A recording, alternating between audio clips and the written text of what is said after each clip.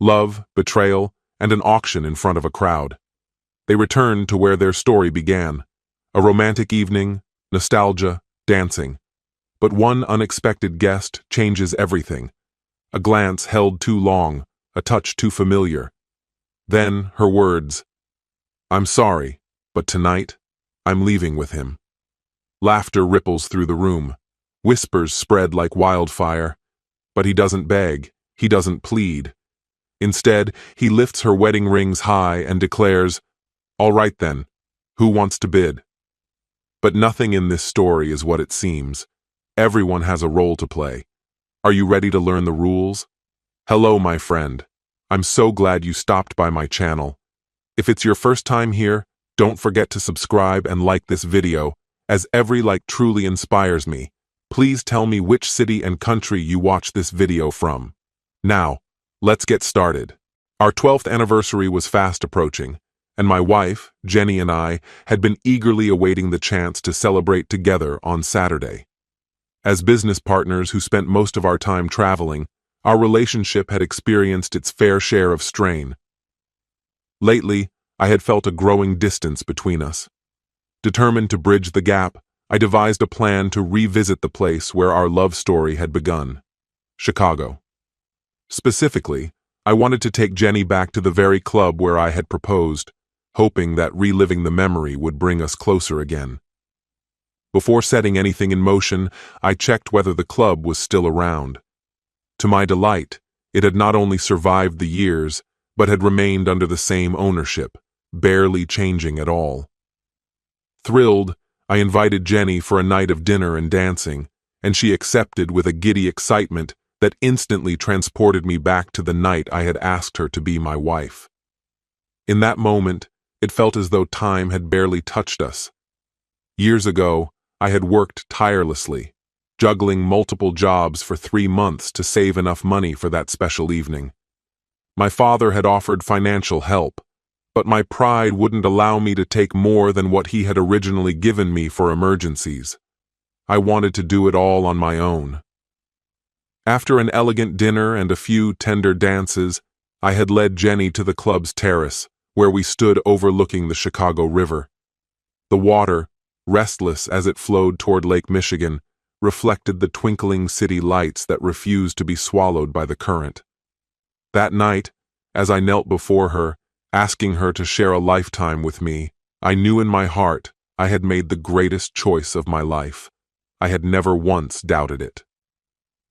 Now, as Jenny readied herself for our evening out, I made a quick trip to the local florist, returning with a bouquet of her favorite flowers. When I knocked on the door, just as I had done all those years ago, she answered with a brilliant smile, touched by the small but meaningful gesture.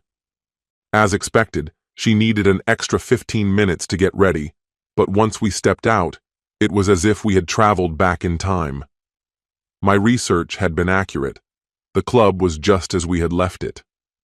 The moment we walked through the doors, nostalgia washed over us. A waiter escorted us to our table, and over dinner, we reminisced about our past, our childhood in Chicago, our school years, the moment we met, and our wedding that followed. Work had taken us away from the city for so long that this visit felt almost like coming home. After finishing our meal, we moved to the lounge, choosing a table close to the dance floor. The live bands of our youth had been replaced by a DJ who played a mix of vintage tunes and modern hits. I waited patiently for a soft, romantic melody before reaching for Jenny's hand and guiding her to the dance floor. Holding her close, her head resting lightly on my shoulder, we surrendered to the music, gliding together in perfect harmony. We danced for nearly an hour before exhaustion set in, prompting us to return to our table. Just as we settled into our seats, a man approached us. His presence exuded confidence, and his sharp features and strong build made it easy to see why he might turn heads. "Jenny? Jenny Johnson?" he asked, recognition flashing in his eyes. Jenny looked up, startled before her expression shifted to one of pure joy. "Dennis? Dennis Blake?" she exclaimed, her voice brimming with excitement. "It's really me," Dennis confirmed, grinning. Jenny sprang to her feet and wrapped him in a tight embrace. I can't believe this. It's been ages. How have you been? Her enthusiasm was so palpable that even a nearby table seemed to take an interest, a woman subtly leaning in to eavesdrop. Dennis chuckled. The last time we saw each other must have been just after high school, he mused before pulling her into another hug. For a fleeting moment, it was as if I had vanished. Then, as though suddenly remembering my presence, Jenny turned toward me. Oh, I'm so sorry. This is my husband, Walt. I stood and extended a hand, but Dennis barely acknowledged me with a curt nod before shifting his attention back to Jenny. Mind if I join you? He asked, lowering himself into a seat before we could respond. Of course not. We have so much to catch up on. Jenny beamed, her focus solely on him. To say I was irritated would have been an understatement. They quickly became immersed in conversation, leaving me to play the role of a silent observer. Dennis explained that he had moved away right after high school and had only returned for business on rare occasions. He admitted that he had simply stopped by the club for a drink before heading to his motel when he spotted Jenny on the dance floor. Unsure if it was really her, he had waited until we sat down before approaching. I fought to maintain my composure, leaning back and listening as they rehashed old memories. Dennis showered Jenny with compliments, marveling at how little she had changed in 12 years. She absorbed his flattery eagerly. My irritation intensified when the topic shifted to their past relationship. Laughing over their youthful recklessness, they openly discussed their history, including moments that should have remained private. The hushed whispers from nearby tables confirmed that others had taken notice as well. Then, in front of me and anyone else who cared to listen, Dennis made a startling confession. He admitted that leaving Jenny had been the greatest mistake of his life. Though he had married someone else, he had never truly moved on. I should never have left without you, he declared, his voice heavy with sincerity.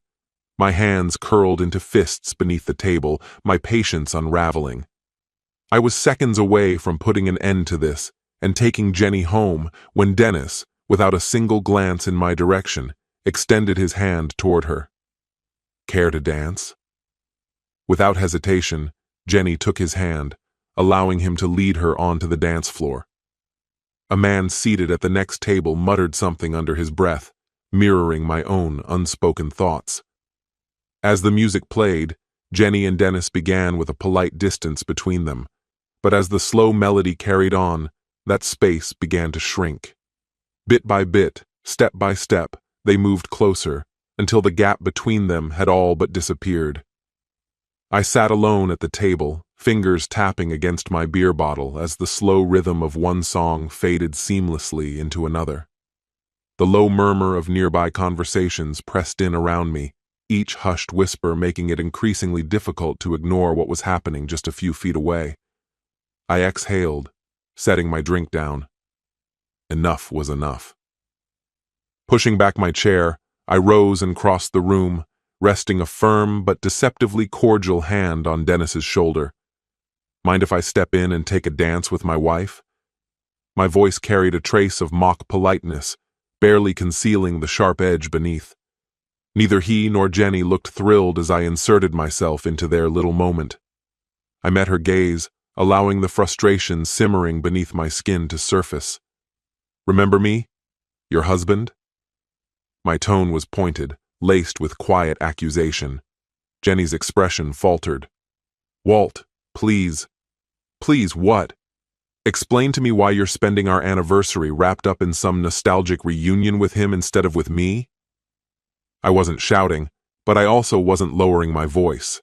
The subtle shift in the room told me others had taken notice. She sighed, her voice dipping into a softer register. Oh, sweetheart, I'm sorry, she said. It's been so long since I've seen Dennis. You remember? He was my first. A small, wistful laugh escaped her lips, and something inside me twisted painfully. Yeah, I muttered, forcing a tight-lipped smile. I think the entire room has pieced that together by now. I flicked my gaze around, catching the way strangers were watching. some with curiosity, others with thinly veiled disapproval. I returned my focus to Jenny, voice low but firm, and from the way he's acting, I'd say he wouldn't mind a reenactment of that night. If you don't put an end to this, I will. She exhaled, exasperated. Walt, don't turn this into something ugly. He's just an old friend. Can't you just let me have this moment? This moment? I repeated, incredulous. He's already ruined our night. What more do you need? Her features softened, and she reached for my hand. I'm sorry. I'll fix this. I promise. Before I could respond, the song faded out, and a firm clap landed on my shoulder. Dennis had returned, brimming with audacity. Come on, man, he said, making sure his voice carried. It's been 12 years. Let her have a little more time to catch up. Be a good sport. I felt the weight of judgment from all around me. A woman nearby looked scandalized. A man across the room wore an expression of pure disdain, as if I were the fool for allowing this charade to continue. Jenny turned to me, pleading silently. Please, she whispered. He leaves in the morning. Just let me have tonight. For a moment, I hesitated, feeling the collective scrutiny of the room pressing in on me. Weak. That's what they thought I was. And maybe they were right, because despite everything, I let her go. I returned to my table, ordered another beer, and watched as she and Dennis continued their dance. As the tempo shifted, I half expected her to come back, but she didn't. Instead, they remained together, their laughter weaving into the melody. Jenny moved against him with a comfort that made my stomach churn. The eyes in the room shifted, their focus now bouncing between the scene unfolding on the dance floor and the man sitting alone at the table, me. Then, the music slowed again. Jenny's arms looped around Dennis's neck, pressing her body to his, her head resting against his chest. His hands settled far too familiarly on her lower back. A few couples glanced at me, their expressions unreadable. Pity? Judgment? Disbelief that I was still sitting there, watching this happen? My jaw tightened. That was enough. I shoved my chair back, prepared to put an end to it, but before I could act, the song ended, and Dennis excused himself to the restroom. Jenny, breathless, wandered back to our table, sinking into her chair with a sigh. Wow, she murmured, tucking a loose strand of hair behind her ear. Fast songs really take it out of you. I scoffed, bitterness dripping from my words. Yeah, I noticed. You and your hero were putting on quite the show.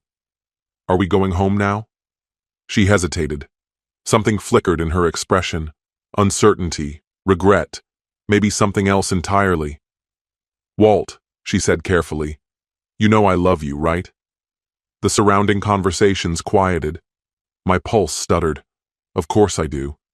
But as I said it, I wasn't sure I still believed it. She took a breath, as if preparing for something difficult. And I pray you love me enough to understand what I'm about to say. When Dennis comes back, we're leaving together.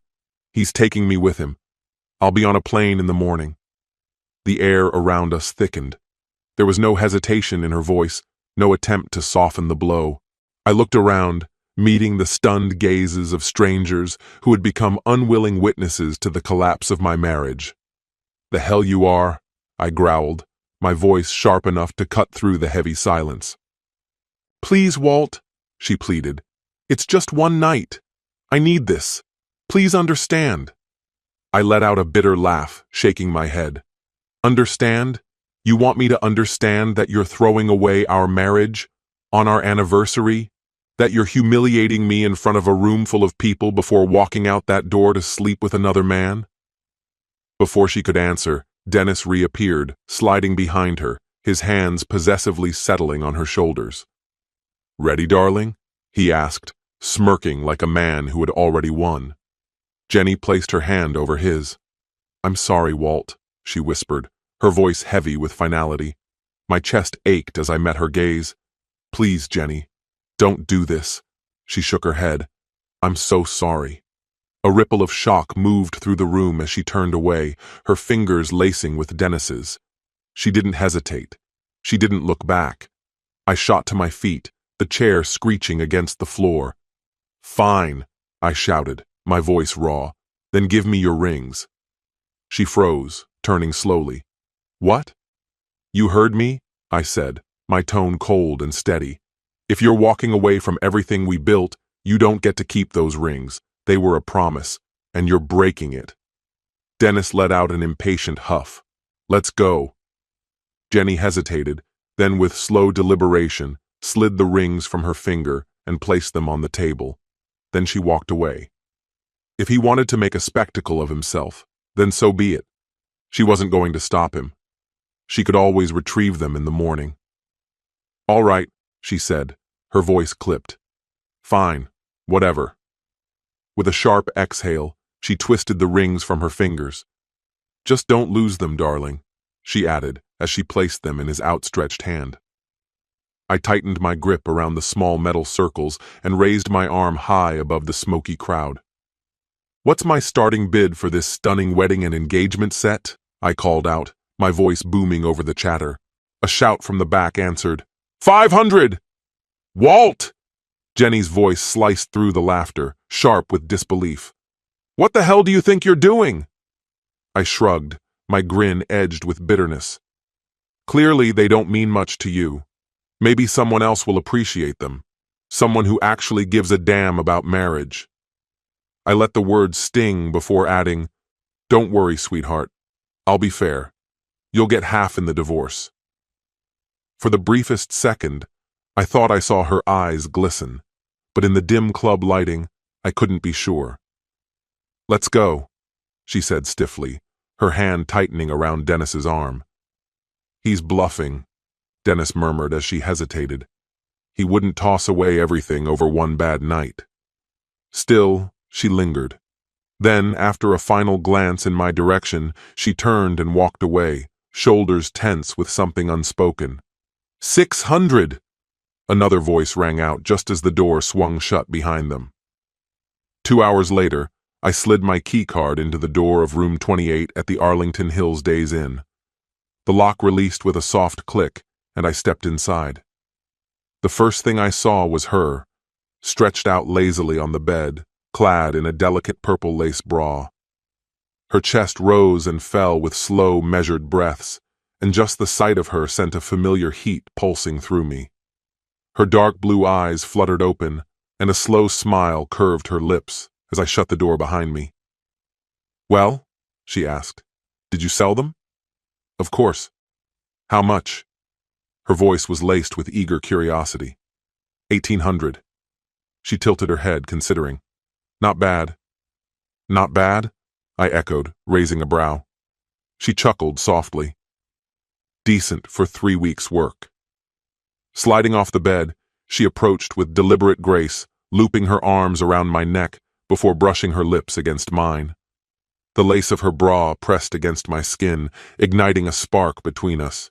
She let out a low, pleased sound that vibrated between us. "Feeling playful, are we?" she teased. "It is our anniversary, after all," I said, letting the words linger between us. She grinned, biting my lip lightly. "And after tonight's little performance?" "Where's Dennis?" I asked, changing the subject. She pulled back just enough to study my face, her eyes glinting. "In his room. Might have company. He was on edge when we left. A few guys were watching him a little too closely, and he was convinced they might be waiting for him in the parking lot." "You think he's getting cold feet?" "Doubt it," she said. "He's making almost 10 times what he did as an actor. Double what he ever pulled in on stage." I exhaled through my nose. "Still, we've worn out our welcome here. Too many people recognize those rings by now. Chicago cops probably have descriptions of us. If they aren't all looking yet, some of them will be soon." She traced a finger down my chest. "Then I suppose we should make the most of tonight." I chuckled. "I'll give Dennis the heads up. We leave first thing after breakfast." "Don't take too long, darling," she murmured, her lips brushing my ear. I didn't waste time. 2 doors down, I knocked, and after a moment, The door cracked open. Jenny had been right. He wasn't alone. "Everything go smooth after we left?" Dennis asked from behind the narrow gap. "Yeah, pulled in 1800. His grin stretched wide. "Nice. Time to move on," I told him. "Heat's closing in. We meet at the restaurant at 9. We leave straight after." He nodded. "Got it." I clapped a hand on his shoulder. "You did good. Enjoy your night." His grin only widened. "Oh, I plan to." A giggle from inside the room punctuated his words before he shut the door. When I returned to our room, Jenny was waiting. The lace she'd worn earlier had disappeared, replaced only by a knowing smile. I didn't hesitate. Clothes hit the floor in record time before I joined her beneath the sheets, kissing her with a mixture of hunger and tenderness. She melted against me, purring against my lips. "And what do you plan to do with that weapon of yours, my love?" I smirked. "It's not a weapon. It's an instrument of passion, and I intend to use it on the most extraordinary woman I've ever known." She moaned softly. I like that." Twice more that night we lost ourselves in each other. Tomorrow, we'd be gone. But tonight we indulged in celebration. Completely spent, we clung to each other, enveloped in a warmth that only deep affection could provide. "Coming back to Chicago for our anniversary was the right call," she murmured, her breath a soft caress against my skin. "With all the moving around we do, I nearly forgot what it felt like to be home." I nodded, my voice barely audible. The constant relocations had begun to take a toll, chipping away at the foundation of our marriage in ways I feared acknowledging. My hope had been that returning to Chicago would rekindle what we once had, to remind us of the love that thrived in the city where we built our life together.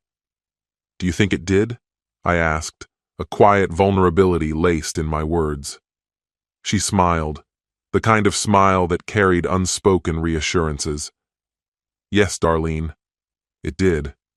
A warmth bloomed in my chest as she gently cupped my face and pressed a lingering kiss to my lips. "Being here again has reminded me just how deeply I love you," she murmured.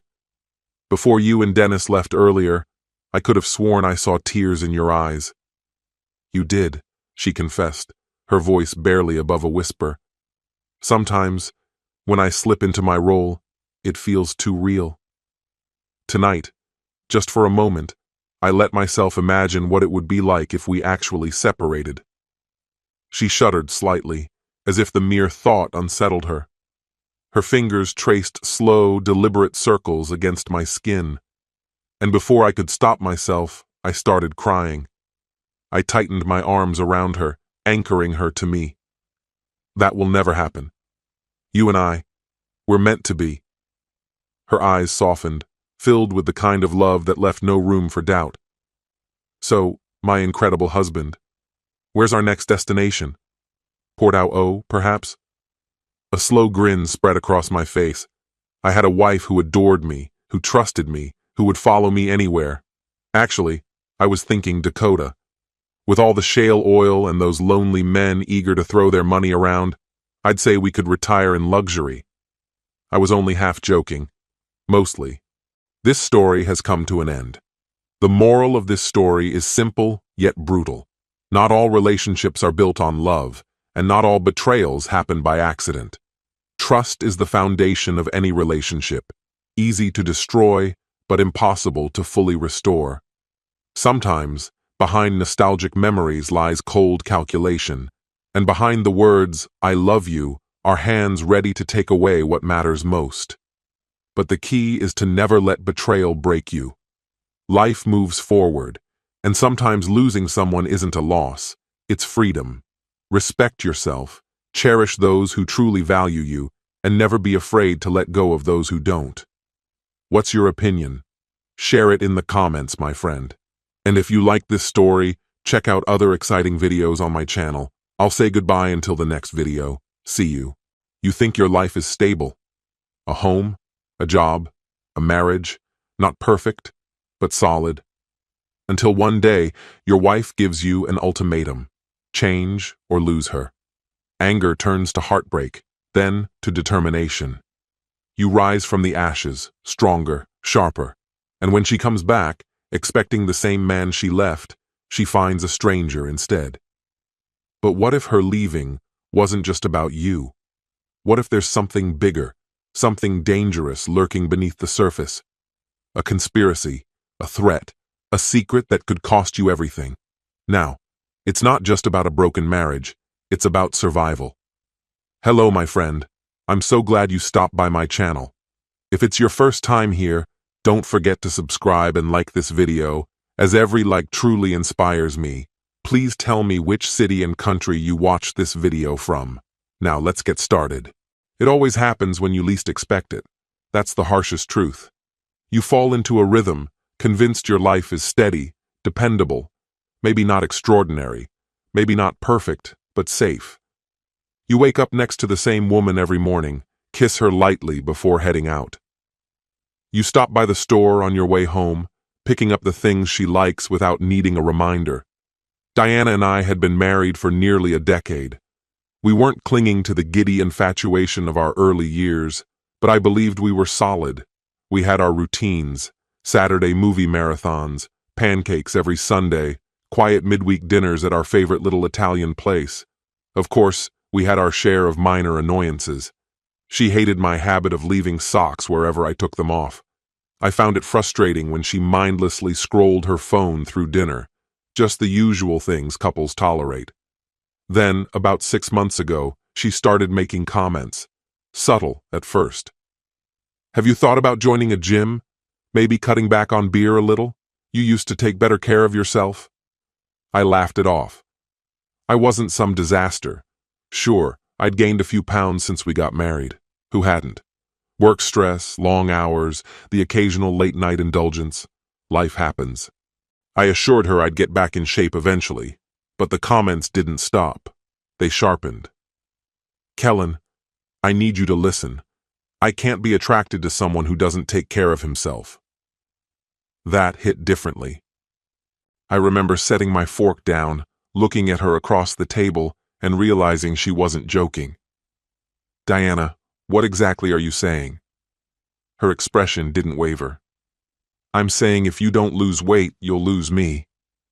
I waited for her to laugh, to brush it off as some cruel joke. But she didn't. What followed was a fight, brutal and unfiltered. She accused me of letting myself go. I accused her of being shallow. She slammed her napkin on the table, grabbed her purse, and stormed out. That night, she didn't come home. The next morning, she returned, but only to pack a suitcase. I need space, she said. You need to decide what's more important, your weight or our marriage. I should have stopped her, should have fought for her, but I didn't. I just stood there, frozen, as she walked out. At first, I felt numb, then anger, then something worse, emptiness. For a week, I did nothing but drink and lie on the couch, waiting for her to come back, to admit she'd made a mistake. But she never did. And then, something shifted. I caught my reflection in the mirror and saw what she had seen, a man who had let himself go, and I hated it. So, I changed, cleared the junk food out of my kitchen, signed up at the gym, forced myself to push through every run, every lift, every painful step forward. But it wasn't about Diana anymore. This was for me, and the results came quickly. The weight dropped, muscles took shape. I cleaned up my appearance, shaved, got a fresh haircut, upgraded my wardrobe. The man looking back at me in the mirror was a stranger to the version of myself Diana had walked away from. And then, 1 month later, she came back. I knew it was her before I even opened the door. Smirking to myself, I adjusted the sleeves of my fitted shirt and pulled it open. Diana stood there, suitcase in hand, wearing an expression of certainty, like she expected to step back into my life as if nothing had changed, like she assumed I had been waiting for her. Before I could speak, another voice did. "Oh, you must be Kellen's wife." Diana blinked, thrown off balance. Her gaze shifted past me to the woman standing beside me. She was striking, long, dark hair, sharp blue eyes, confidence in every inch of her. And she was wearing my shirt. "Kellen's busy," Jolyn said, offering a smile that was both polite and unyielding. She extended an envelope. "Please sign these and leave." Diana didn't move. I leaned against the doorframe, arms folded, watching the moment unfold. She tightened her grip on the suitcase handle, struggling to mask the emotions flickering across her face. Her lips parted slightly, her brows twitched, but no words came. I let the silence settle, let her sit with the weight of it, the way I had when she walked away from me. "Kellen?" Her voice was quieter now, uncertain. Jolyn tilted her head slightly, a glimmer of amusement in her eyes. She held the envelope out further. "Divorce papers. You should sign them." Diana swallowed hard, her gaze searching mine, as if trying to find something familiar, something unchanged. But she wouldn't. 9 years of marriage, a decade together. We had met in college, swept up in a love that had once seemed untouchable. But not everything lasts forever. And some things, some people, change. Diana possessed an effortless magnetism, the kind of presence that made people take notice without her ever needing to try. She was bold, unapologetically confident, and striking in a way that seemed almost effortless. The moment she entered a room, eyes followed. I had always been the opposite, a quiet observer rather than the center of attention. Yet somehow, Diana had chosen me. At first, I considered myself fortunate. Women like her were sought after, yet she had been the one to reach for my hand. She made me feel like I had won something rare, and maybe for a while I had. We married young, too young, as hindsight would later prove.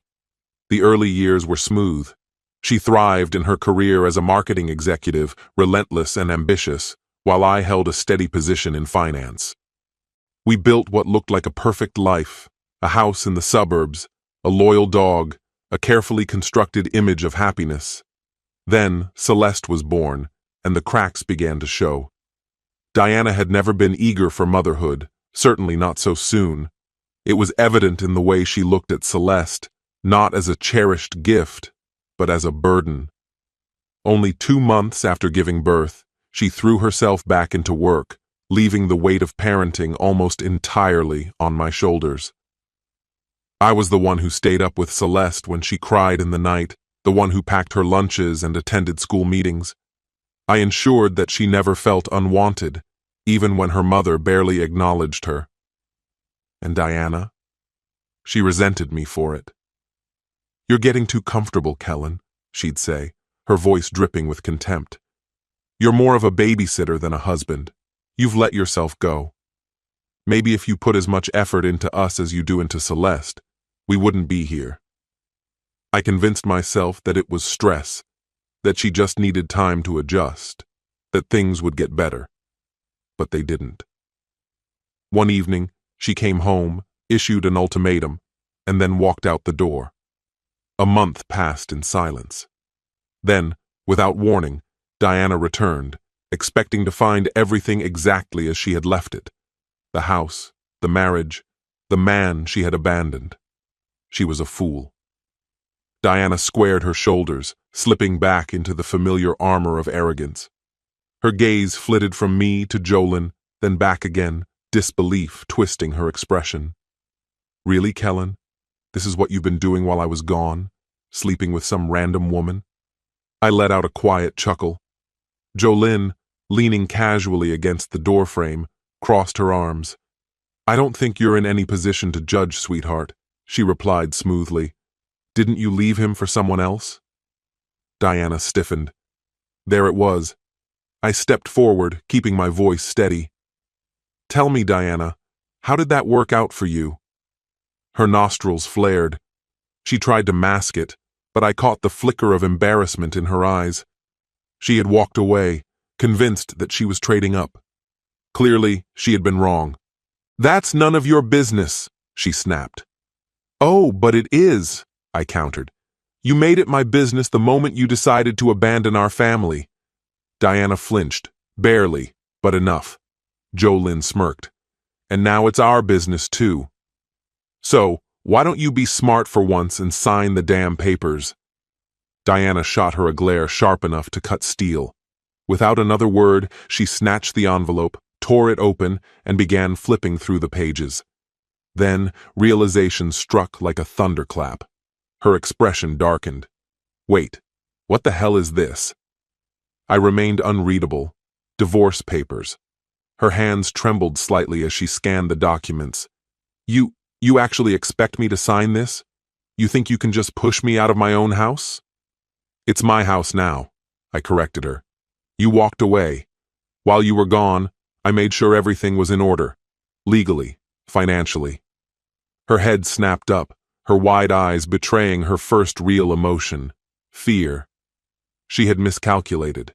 She had assumed she could waltz back in and pick up where she left off, that I'd be waiting, stagnant, desperate for her return. She had no idea what I had done in her absence.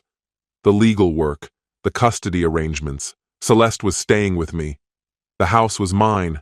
Diana was about to lose everything. She took a shaky step forward, her voice softer now, almost pleading. Kellen, wait, we should talk about this. I shook my head. No, Diana, we really don't need to. Jolynn smirked, twisting the knife just a little deeper. So, are you signing them now, or would you rather take them with you while you book a hotel for the night? Diana clenched her jaw, her grip tightening around the papers. And me? I simply stood there, waiting to see if she would finally understand. She lingered in the doorway, her fingers trembling over the documents as if they were a death sentence. And in a way, they were. I saw it happen. The moment she realized she had overplayed her hand, that she had no control here anymore. She had walked away, believing she was in charge, convinced she could string me along indefinitely. But she had come back to a man who had broken free. Her lips parted slightly, as though she might argue, but then pressed together again. A storm of emotions flickered across her face, shock, anger, denial. And at last, something I never expected to see. Fear. I should have felt a sense of finality, maybe even relief. But instead, an unease settled deep within me, refusing to let go. For the first time, doubt crept in, twisting everything I thought I understood. Why had she really left? Sure, she had given her reasons, claimed I had let myself go, that I no longer resembled the man she had married. But was that truly the whole story? Diana wasn't impulsive. She was calculated, deliberate. Every move she made was measured. And yet, she had walked away. From me, from our daughter, from the life we had painstakingly built together. It didn't make sense. Then she spoke. Kellen, you don't get it. I crossed my arms, standing firm. Oh, I think I get plenty. No. Her voice cut through the air, edged with certainty. You don't. You actually believe I left just because you gained weight? That I'm that shallow? I raised an eyebrow, unconvinced.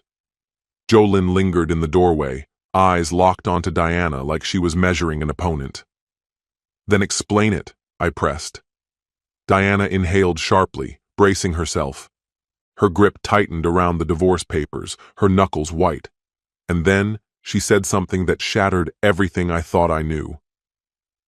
They told me to leave, Kellen. I didn't have a choice. Silence swallowed the room. I blinked, my mind struggling to catch up. Who? I demanded. Diana exhaled slowly, her shoulders slumping. For the first time, she looked defeated. You don't understand, she murmured. It wasn't just about you. It was about all of us. You, Celeste. I did what I had to do to keep us safe. A bitter laugh escaped me. Safe? By walking out on everything? By running off with some guy? Her expression darkened. I didn't run off with anyone, Kellen. That was just a distraction. Something to keep you from asking questions. Beside me, Jolynn shifted, arms crossed tightly. I shook my head, unwilling to accept the absurdity of it all. Then make me understand, Diana, because from where I'm standing, it looks like you threw everything away without a second thought. She bit her lip, hesitated, then cast a quick, wary glance over her shoulder, as if expecting to see someone lurking. When she stepped closer, her voice dropped to a whisper. You got involved in something dangerous, Kellen, and you didn't even realize it. A cold sensation crawled up my spine. What the hell are you talking about? She hesitated, then finally said it. Your company, your boss, the people you work for. My stomach clenched. What about them? They're not who you think they are. I opened my mouth to argue, but the words never came. Something inside me wavered, an instinct I had long ignored stirring to life. I had been in finance for years, solid job, steady paycheck, but there were always little details that didn't add up. Unusual transactions, deals that seemed too convenient. I had pushed those thoughts aside. But now, Diana caught the flicker of doubt in my expression and pressed forward. I didn't leave because I wanted to. I left because they gave me no other option. If I stayed, if I kept pretending everything was normal, something terrible would have happened. To you, to Celeste, to all of us. The walls of the room felt like they were closing in. I turned to Jolene, who studied Diana with narrowed eyes, searching for any sign of deceit. Then I looked back at my ex-wife, my voice low and measured. You expect me to believe this? Diana's jaw tightened. Believe whatever you want. But I found out things, Kellen. Things I was never meant to know. And if you don't start paying attention, you're going to regret it.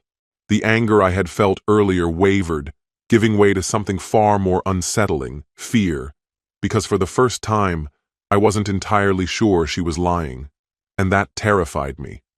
For a month, I had resented her, convinced she had walked away without looking back, that she had abandoned me for another man. But now, she stood before me, fear etched into her features, and worse, she was making me afraid, too. You're full of it, I muttered, but my words lacked the conviction they once carried. Diana's gaze sharpened. You really think I'd make this up? I think you're desperate, I countered. I think you ran off, realized you made a mistake, and now you're spinning some elaborate story to make yourself look like the victim. She let out a sharp, bitter laugh. God, you really have no idea what's going on, do you? Jolene sighed beside me, exasperated. All right, enough. Kellen, you don't have to entertain this nonsense. She turned on her heel and walked away. You don't owe her anything. Diana's head snapped toward her, eyes flashing. And who exactly are you? Jolene smiled, sweet and smug. Just the one keeping your spot warm. Diana's nostrils flared. You think this is a joke? You have no idea what's at stake. She turned back to me, urgency in her voice. Kellen, I swear, if you don't listen to me, you're going to regret it. I narrowed my eyes. Then start talking. Diana took a slow breath, deliberate and controlled. When she spoke again, her voice barely carried beyond the space between us. Your company isn't just handling money, Kellen. They're moving things, things that should never be moved. A chill settled deep in my bones. Illegal assets, she continued. And whether you realize it or not, you're caught in the middle. I stiffened. Everything I thought I knew about my life, my job, my choices. It was all unraveling. Diana leaned in closer, her voice barely a breath of sound. I was never meant to find out. I caught a snippet of a conversation, just a few words. At first, I convinced myself I'd misheard, but the more I looked into it, the worse it became. A chill settled deep in my stomach. I wanted to call her bluff, to dismiss her outright, but the way she looked at me stopped me cold. There was no guilt in her eyes, no trace of manipulation, only fear. So you just left? Without a word? My voice was sharper than I intended. Diana let out a humorless laugh, shaking her head. You think I had a choice? Her gaze flicked toward Celeste's bedroom at the end of the hall. They came to me, Kellen. They knew I was asking questions. They warned me to walk away from you or... She swallowed hard, her face devoid of color. My skin prickled. Or what? Diana's breath hitched. Or they'd make sure Celeste vanished. The room tilted, air pressed against me, tight and suffocating. That's not true. The words came fast, instinctive, but my voice cracked around them. Diana didn't flinch. Look me in the eye and tell me I'm lying. I clenched my jaw. She wasn't. I wanted this to be another excuse, another trick, some elaborate manipulation to justify what she'd done. But something in my gut told me otherwise. And if she was telling the truth, if she had walked away to protect Celeste, then I had spent the past month drowning in anger over a lie. Jolynn, standing stiff beside me, broke the silence. Okay, let's assume she's not making this up. Why come back now? Diana exhaled, slow and measured. Because the man I trusted to help me, the one I left with, he was supposed to be my way out. But... She hesitated, pressing her lips together. He was working for them all along. A muscle tensed in my jaw. And now he knows you're here, which means they do too. Diana said nothing. She didn't have to. The weight of her silence was answer enough. I have nowhere else to go, Kellen. Her voice barely carried across the space between us, but it hit me like a hammer. If she was telling the truth, if the people I trusted with my career were willing to come after my daughter, then today wasn't just about signing divorce papers. This was about survival, and I had no idea whose name was first on the chopping block. Jolynn let out a sharp exhale, stepping back as if to distance herself from the insanity. Wow. This just turned into a goddamn thriller. Diana shot her a glare, but I barely noticed. My heart pounded, my mind racing to piece it all together. Could this really be happening? The company had always been secretive. Whispers behind closed doors. Meetings that fell silent when I entered the room. But I never questioned it. The pay was good, the benefits were even better, and I wasn't the type to poke around where I didn't belong. Diana, though, she never let things go. Who's after you? My voice came out low, almost hoarse. She shook her head. I don't know their names. But I know they have power, Kellen. People disappear because of them. And even after I left, they kept watching me. Jolynn muttered a curse under her breath. Diana's grip tightened on the stack of papers she still held. I came back because I ran out of options. I thought I could escape, but you don't outrun people like this. And now that I'm here, they'll come. For me. For you. For Celeste. Celeste. My hands balled into fists. I glanced down the hall toward her room. She was asleep, safe, oblivious to the storm about to crash down around her. And suddenly, it didn't matter whether I believed Diana. I couldn't afford to be wrong. What do they want? Diana hesitated, her fingers trembling as she reached into her bag. They think I have something. My brow furrowed. Do you?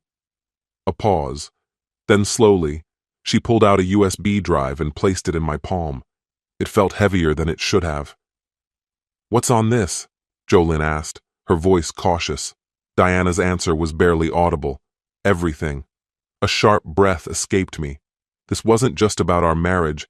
It wasn't about hurt feelings or trust broken beyond repair. This was bigger. And if she was right, if this drive held proof of something dark, something dangerous, then we were all in the crosshairs. A cold, steady resolve settled in my chest. I had spent the last month hardening myself, proving I wasn't the weak man Diana had left behind. Maybe I had been preparing for this all along. I met her gaze. We need to leave. Diana's eyes widened. Kellen, now. Jolynn blinked. Wait, what are you saying? You're going with her? My focus snapped to Diana. She let out a shaky breath. I don't have a choice. My eyes flickered between them, one a remnant of my past, the other the foundation of my present. And yet, I couldn't be sure if either would be a part of my future. But one thing was undeniable. No one was taking my daughter from me. Without a second thought, I grabbed the divorce papers from Diana's hands, ripped them into shreds, and let the fragments scatter to the floor. Then I grabbed the USB drive, stuffing it securely into my pocket. "Go get Celeste," I told her, my voice firm. "We're leaving. Now."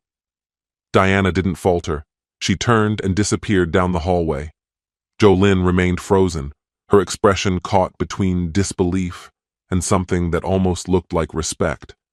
And that's when it hit me. Diana had walked away from me before, but this time, I was the one making the choice to walk away. This story has come to an end. Life is about choices. Sometimes we lose people because they don't value us. Sometimes they leave, thinking they'll find something better, only to realize too late what they've lost. This story isn't just about marriage. It's about self-worth, growth, and understanding your own value. Never change for someone who doesn't appreciate you. Growth should be for yourself, not for external validation. But most importantly, trust your instincts. Sometimes what seems obvious is just the surface of something much bigger. And when the truth comes out, you need to be ready, not just for a breakup, but for a fight for your very survival. What's your opinion? Share it in the comments, my friend. And if you liked this story, check out other exciting videos on my channel. I'll say goodbye until the next video. See you.